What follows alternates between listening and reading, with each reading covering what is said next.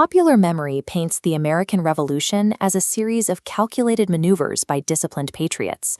On the ground, the colonial effort lacked a central command structure and struggled to match the professional training of the British regulars. Financial pressure drove the initial conflict. After a global 7-year war, the British Empire faced a £60 million debt and expected the colonies to cover a significant portion of the bill. Britain passed the Sugar Act and the Stamp Act to collect those funds. Looking at these red crests, the law required these penny duty stamps on everything from property deeds and pamphlets to playing cards. The colonists faced these new costs without holding a single representative seat in the Parliament setting the rates. Street-level arguments soon turned violent. In Boston, a crowd outside the customs house pelted British guards with snowballs and oyster shells. The soldiers fired back, killing 5 civilians in what became known as the Boston Massacre. The response soon shifted toward pure economic sabotage.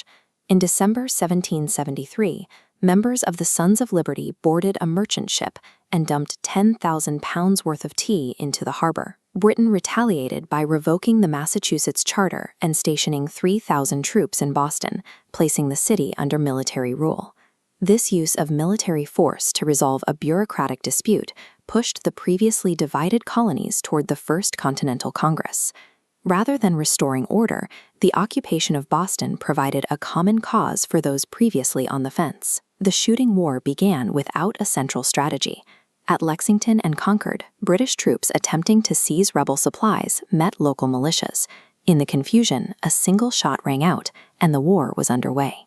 The British Army struggled against militias using guerrilla tactics, taking fire from behind trees and stone walls as they were pushed back to Boston.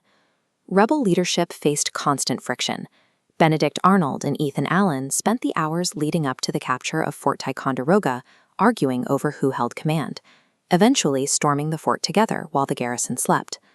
The Continental Congress appointed George Washington as commander-in-chief, a decision influenced in part by Washington wearing his military uniform to every meeting for 10 months.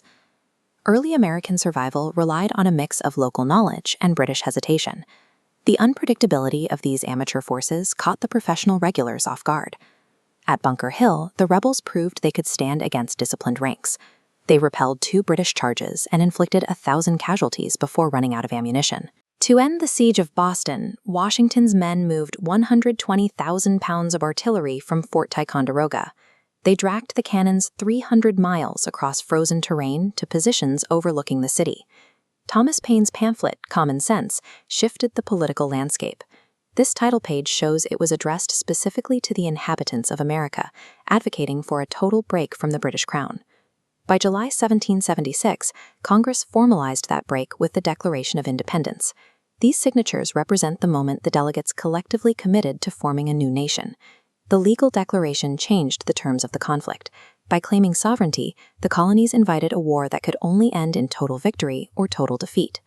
Britain responded by sending 130 warships and 25,000 soldiers to New York, the largest expeditionary force the empire had ever assembled. Washington's forces were outmatched. Diagram highlights decoy.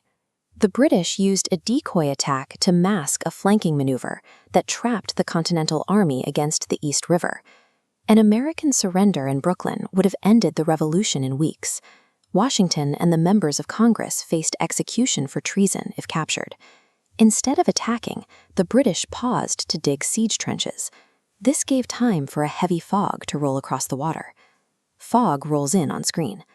Washington used the weather to mask a silent evacuation, ferrying his entire force across the river without alerting the British sentries. The United States survived its earliest days through a combination of grit, British caution, and timely environmental cover. This messy, defiant group of underdogs stayed in the fight long enough for their survival to become a miracle.